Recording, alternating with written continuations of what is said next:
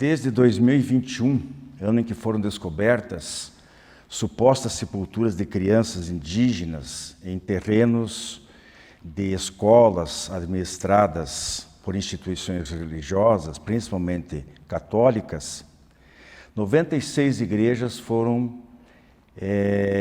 vandalizadas no Canadá ou incendiadas. Porém, uma investigação realizada no ano passado e divulgada pelo jornal britânico Daily Mail colocou em dúvida a veracidade dessas descobertas, pois não foram encontradas ossadas nas supostas valas comuns. Também um artigo científico apontou que as imagens detectadas por radares talvez fossem de rochas e raízes. Não me perguntem por que não foram feitas escavações para a comprovação ou não dessas suspeitas. Segundo a matéria da Gazeta do Povo, de 23 de janeiro último, das 96 igrejas, 44 foram incendiadas, sendo que 33 delas totalmente destruídas, e 52 vandalizadas, mas somente 9 pessoas foram presas, o que parece indicar um certo descaso por parte das autoridades.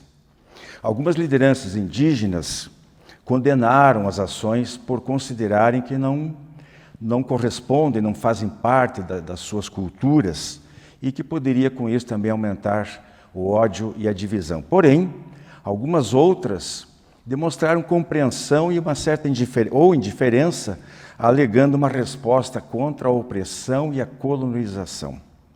Nessa discussão sobrou até para o primeiro-ministro canadense, Justin Trudeau, que se diz católico, mas só condenou esses atos uma única vez em 2021 e pouco faz para combater ou impedir esses ataques.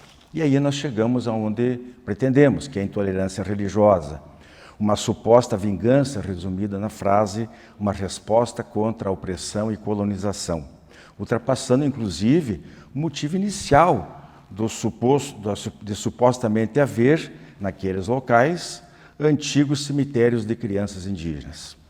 Sem querer fazer julgamentos de quaisquer espécie, sejam ataques de qualquer tipo a templos ou pessoas, de modo algum nós podemos concordar com essas ações. A intolerância religiosa no Canadá e no mundo é o tema que vamos tratar aqui no Comentando a Notícia. E a seguir, no Reflexões de A a Z, falaremos sobre o verbete irmãos e, em uma daquelas coincidências de temas, com o primeiro quadro, falaremos também da Inquisição. Talvez o mais trágico exemplo de intolerância religiosa que a humanidade já vivenciou. Diálogo Espírita está no ar.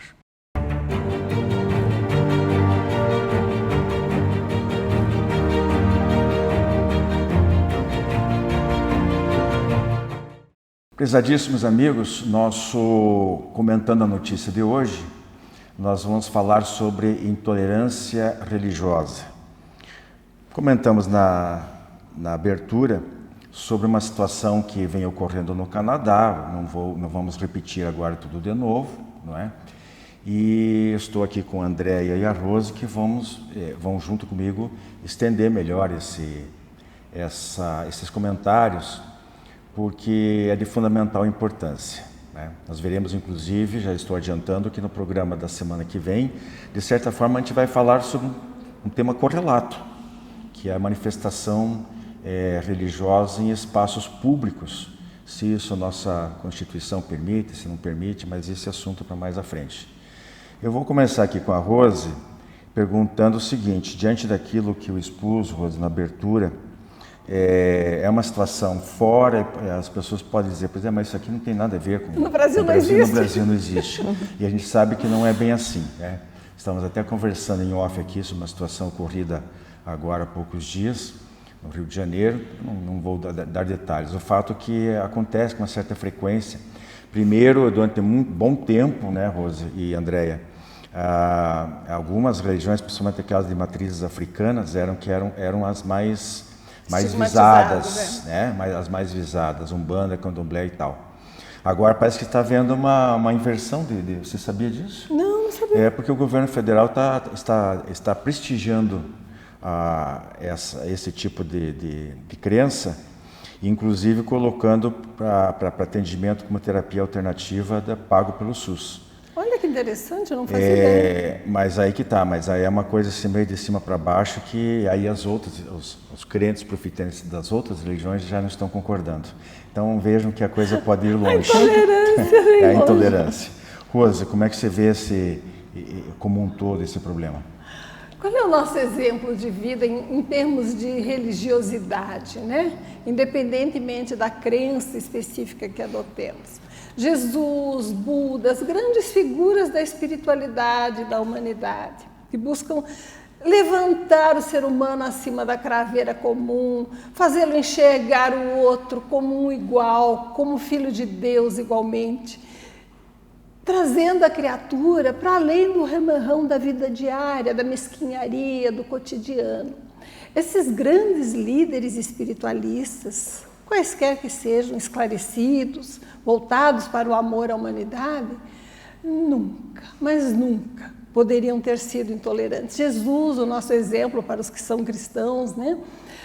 Aceitava a todos, ele trouxe como exemplo da caridade cristã, daquele que se salvaria, um considerado herético, que era o samaritano, colocando que mais vale o bom proceder do que a titulação religiosa.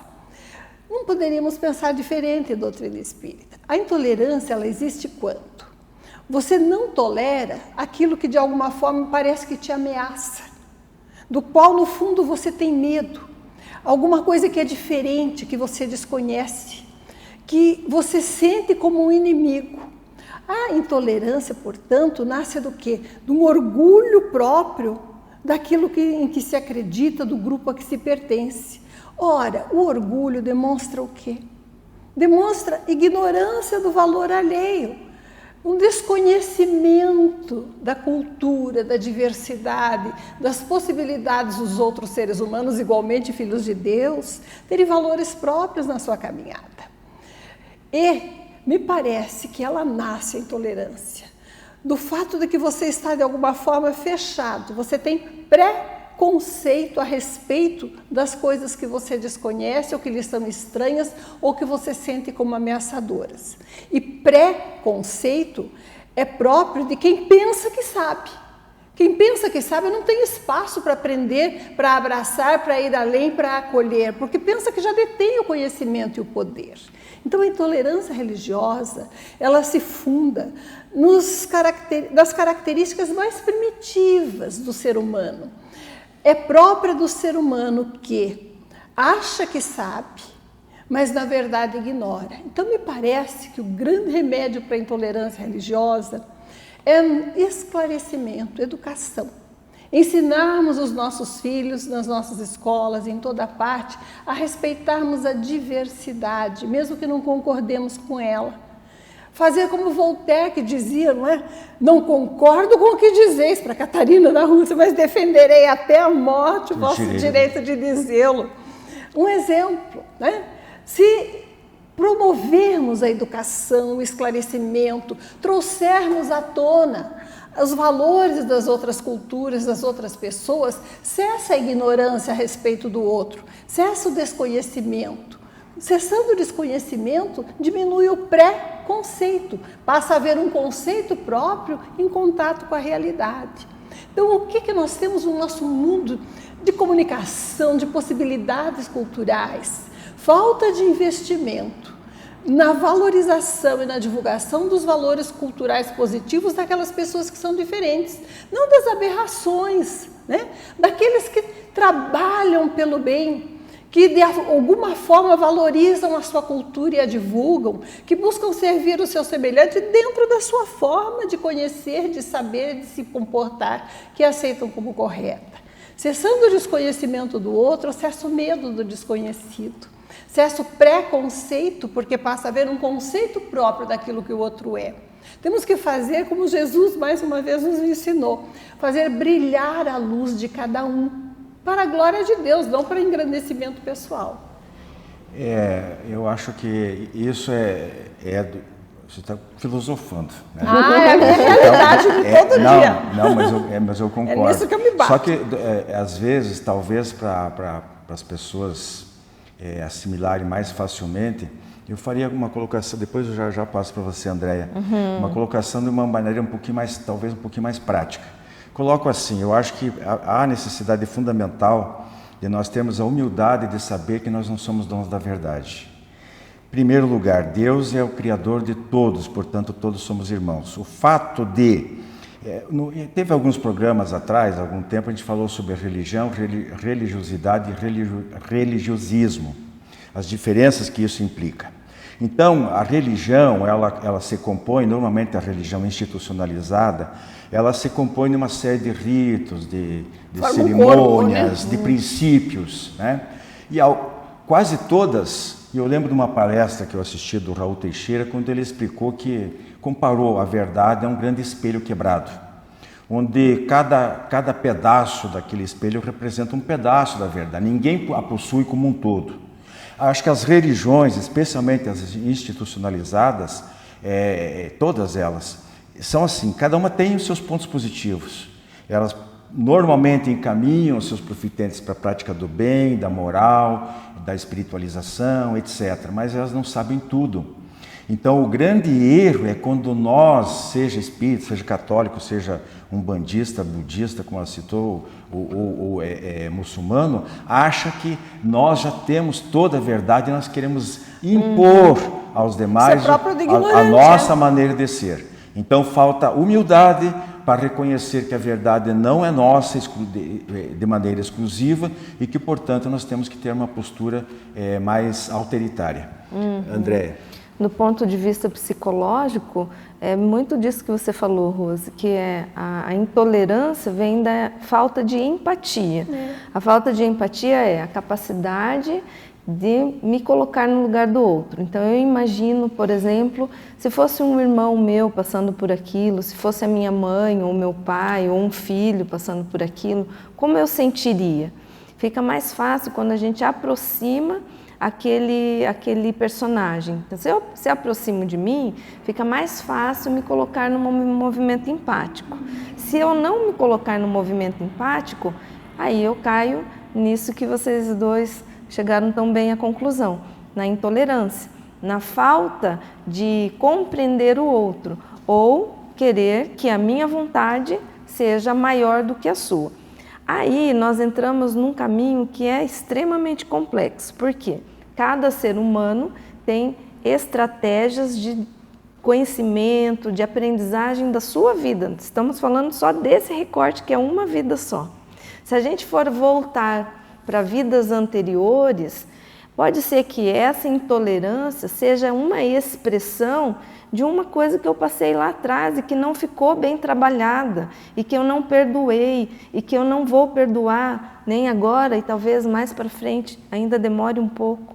Então, o autoconhecimento, por isso que a doutrina ela é tão maravilhosa no sentido de buscar o autoentendimento, você olhar para dentro, você mergulhar na sua dor, no que está faltando. Porque se eu estou intolerante com o outro, está me faltando algo. Eu estou trabalhando comigo no desamor, no desamparo, na desvalorização. Não é verdade? E se me falta algo, não é agredindo, não é sendo intolerante, acusando ou queimando igrejas. Não vai acontecer o retorno, não é? Eu preciso, portanto, me dar aquilo que falta. Eu preciso me amar, eu preciso me compreender, eu preciso buscar ajuda quando necessário, né? E aí a gente vai caminhando para um mundo menos intolerante, né? E sabemos que estamos vivendo um período difícil agora. Já falamos disso em outros programas, né? Verdade. Então eu acho que é por aí. A gente precisa trabalhar dentro da nossa possibilidade, cada um dentro da sua família, educando as crianças a serem tolerantes com pequenas coisas. Conhecendo a si mesmo e buscando conhecer o outro, não se fechando a ele. Porque quando você reconhece no outro um ser humano como você, não tem espaço para ser intolerante. Você pensa, se for meu filho, e se for minha mãe ou meu pai, né? E depois, veja, é uma total falta de respeito, né? Por exemplo, como é o caso de 21 para cá, nós estamos no início de 24, 2 anos e pouco, 96 igrejas vandalizadas, né? 44 delas queimadas, 33, inclusive a matéria na fonte que nós bebemos aqui para trazer esse tema, né? Diz que algumas comunidades, elas tentaram ou se empenharam em reconstruir, e algumas desistiram, porque parece que as próprias autoridades não se incomodam muito. Será que tem isso lembra alguma coisa para vocês de certas ações que têm ocorrido no Brasil, não só no âmbito religioso, mas em outras áreas? Fica a pergunta no ar. Agora, para passar para a Rose fazer praticamente o arremate, eu lembraria o seguinte: dentro da doutrina espírita existe um lema que eu considero dos mais fortes, mais bonitos, que inclusive dá nome a uma casa espírita aqui em Curitiba, que é Trabalho, Solidariedade e Tolerância. Eu acho que se o indivíduo conseguir praticar isso aí, trabalhar, né? Trabalho, nesse caso, trabalho mais a elaboração dentro da doutrina espírita, de maneira gratuita, de maneira voluntária, né? Que fique sempre bem especificado isso, ter solidariedade, né? E ser tolerante para com o próximo, não vai ocorrer esse tipo de situação, né? Alguém tem que ceder. Aí vai dizer, pois mas eu procuro fazer as coisas certas, tento ser tolerante, mas o vizinho não é. Problema do vizinho, não é seu. Faça a sua parte. Aí depois Deus vai julgar, né, conforme as nossas obras. Então vale a nossa postura. Tem um outro ditadinho popular que diz que quando um não quer, dois não brigam. Né? Então é por aí. O próprio convencimento aos espíritos desencarnados, nas reuniões mediúnicas que a Rose citou, passa muito pela exemplificação. Os encarnados, os médiuns, o esclarecedor da reunião, né, ao espírito desencarnado, tem que tomar muito cuidado, porque ele fica exposto. Ele às vezes esconde dos vivos, mas não consegue ocultar dos desencarnados os problemas que ele tem. Então, há necessidade de trabalhar com bastante cautela. Tem um minutinho para você fechar. Nós, quando somos intolerantes, estamos dando uma declaração da nossa incompetência, da nossa inconformidade conosco mesmo. Quando ressaltamos o valor do nosso semelhante naquilo que ele tem de bom, sendo intolerantes apenas com a maldade que atinge o inocente, com a perseguição do mais fraco, com a falta de atendimento ao necessitado, com situações fáticas que merecem a nossa intolerância, mas exercendo a tolerância em relação à diversidade, às crenças alheias, aos valores do nosso próximo, nós estamos dando aí uma declaração de que estamos ao menos começando a conhecer. Quando começamos a conhecer a nós mesmos, começamos também a reconhecer o valor daqueles que nos cercam. Muita paz. Já nós voltamos com reflexões de AZ. Jornal Comunicação Espírita, matéria de capa desta edição, Menos Espaço para Deus. Editorial, O Nosso Dever de Casa. Palavra dos Espíritos e dos Espíritas, a terceira parte da reencarnação sob diversos aspectos. E ainda o demonstrativo de receitas e despesas do biênio 2022-2023, da AD Paraná. Jornal Comunicação Espírita, assine e recomende.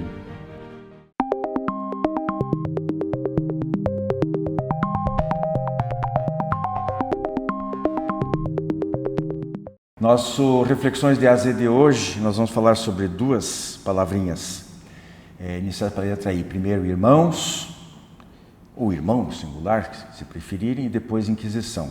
Nós vamos começar com o mais palatável, com o mais fácil.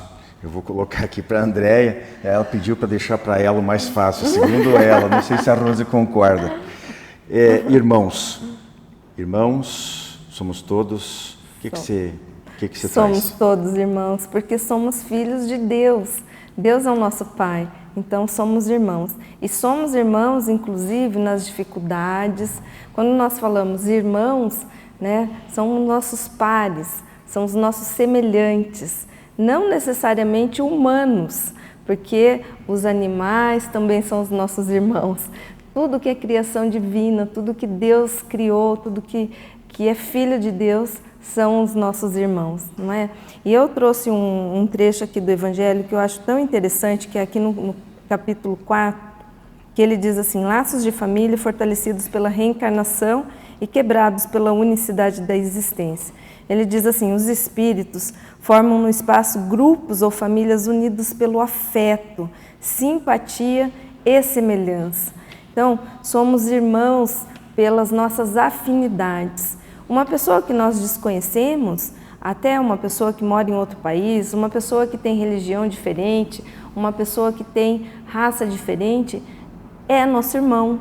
Então, quando nós olhamos o outro de acordo com a semelhança, filhos de Deus, então nós não teremos dúvidas de quem são os nossos irmãos, né? E Jesus, ele trazia uma menção: quem é a minha mãe, quem são os meus irmãos? São todos, né? Todos, em algum momento, porque nós vamos vivendo várias vidas e vamos tendo várias experiências com várias pessoas e vamos criando com esses entes, às vezes queridos, às vezes não tanto, afetos, e vamos criando também aproximações de gostos, de desejos, de vontades, e nos aproximamos cada vez mais. E se permitirmos, formaríamos uma grande família. Então, quando pensamos nisso, nós não temos dúvida. Se a gente ficar em dúvida em algum momento, precisamos lembrar que Deus é nosso Pai. Aí não resta dúvida. Verdade. Bom, depois, se a Rosa quiser acrescentar alguma coisa sobre irmãos também, sobre a tempinho, ela fica à vontade. Em princípio, a gente vai reservar um pouquinho mais do nosso tempo para falar sobre Inquisição, uma vez que nós, no quadro anterior, a gente já entrou nesse assunto de intolerância religiosa, e é interessante de a gente continuar discutindo, amadurecendo mais um pouquinho, expondo as nossas ideias. Antes da Rose falar, e para provar que eu não sei se ela vai talvez tenha algumas dessas informações aqui que ela pretendia usar e pode usar, mas para provar que a gente não traz nada combinado aqui, viu, pessoal? Então eu vou apenas fazer algumas citações aqui. Lá no finalzinho, se a Rosa me permitiu, eu volto para fazer algumas outras pequenas também. Isso aqui é outro detalhe importante. Isso aqui, muita coisa a gente estudou, já viu, já escreveu sobre e tal, mas muita coisa a gente vai pesquisar também em fontes confiáveis, né, para poder trazer para vocês, a título de ilustração. Então vejam bem, a Inquisição, também chamado de Santo Ofício, teve duas versões. A chamada medieval, nos séculos XIII a XV, tá? Iniciada na França, e a denominada de feroz, tá? Tem entre aspas lá onde eu consultei. A partir daí, do século XV até o século XIX, principalmente em Portugal e na Espanha, né?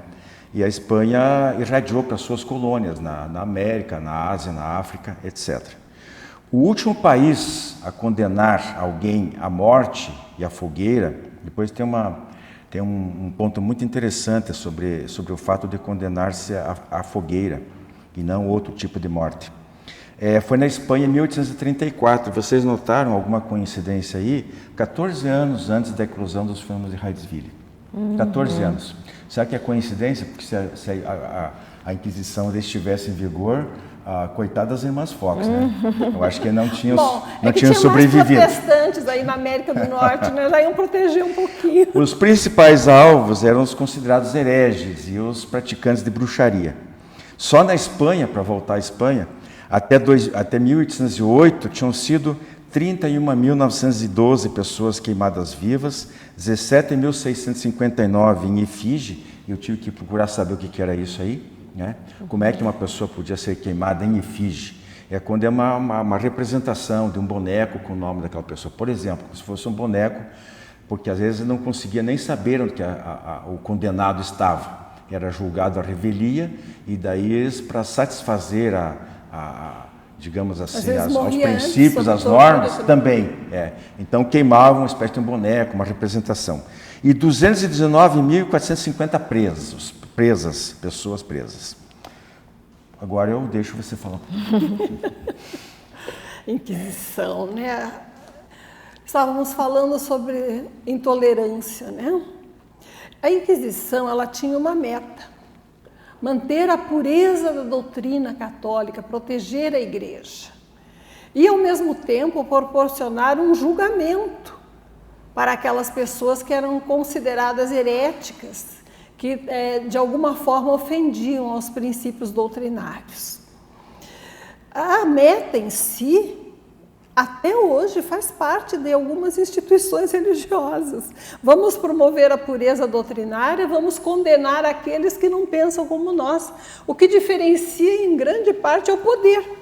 Eles tinham poder de vida e de morte, eram tempos mais primitivos. Então, milhares de médiuns foram levados à fogueira porque não entendiam que a mediunidade era um dom natural. Cientistas, pensadores, gente, Giordano Bruno, um visionário que enxergou as constelações, que enxergou as estrelas, a vida em outros mundos, foi condenado à fogueira. Galileu escapou por pouco porque mentiu, né? Falou que não era verdade o que ele tinha dito, então conseguiu escapar. E assim por diante. Tudo aquilo que contrariava, de alguma forma ameaçava, né, o poderio da Igreja, era perseguido e condenado. Mas o que nós vemos? A evolução. Há algumas décadas, um Papa reconheceu de público que foi um erro terrível a Inquisição e pediu perdão à humanidade por todos os excessos cometidos. Então, nós vemos que toda a intolerância simbolizada no Tribunal da Inquisição, ela cessa com a evolução, com o progresso e com o conhecimento. O que nós podemos tirar de lição daí para nós?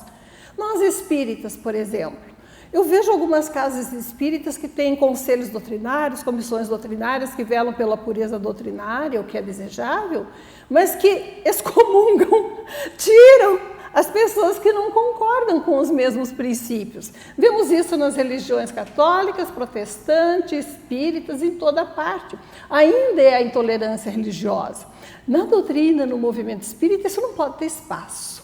Temos que, quando houver divergência de opiniões, promover o estudo justo e com os próprios envolvidos, porque não temos intérpretes da fé, não temos corpo sacerdotal. Portanto, os próprios envolvidos têm que estudar e chegar às conclusões do que mais se lhes aplica. O exemplo da Inquisição fica para nós como um alerta. Quem tem poder não pode se arvorar em intérprete da verdade da palavra divina, porque estamos muito longe de ter condições para isso. Rose, então, com a tua permissão aqui, eu só vou citar mais algum, porque duas dessas colocações aqui têm muito a ver com nós espíritas. Durante a Inquisição, né, foi feito aquele índice de livros proibidos, o Index Librorum Prohibitorum, né? Dentre suas vítimas estava o Galileu, que se citou, Copérnico, Maquiavel, Voltaire, que também citou, Daniel Defoe, Victor Hugo, também conhecido nosso, dos espíritas, Émile Zola, Stendhal, Flaubert e Balzac. Os livros proibidos, né? Livros e declarações e tal, que foi do Giordano, e livros também. Em 1º de maio de 1864, foram incluídos o Livro dos Espíritos, o Livro dos Médiuns e o Evangelho segundo o Espiritismo. A primeira versão dessa lista é de 1559, promulgada pelo Papa Paulo IV, e a última em 1948, e a sua extinção coube a outro Papa chamado Paulo, que foi Paulo VI em 66. Nosso tempo, infelizmente, já terminou. Eu precisava citar ainda o Auto de Fé de Barcelona, onde 300 obras espíritas foram queimadas em praça pública, e por conta dessa intolerância religiosa e por conta da Inquisição. Abraço a todos. Clube do Livro Espírita de Curitiba. Associe-se e contribua para a manutenção do programa Diálogo Espírita.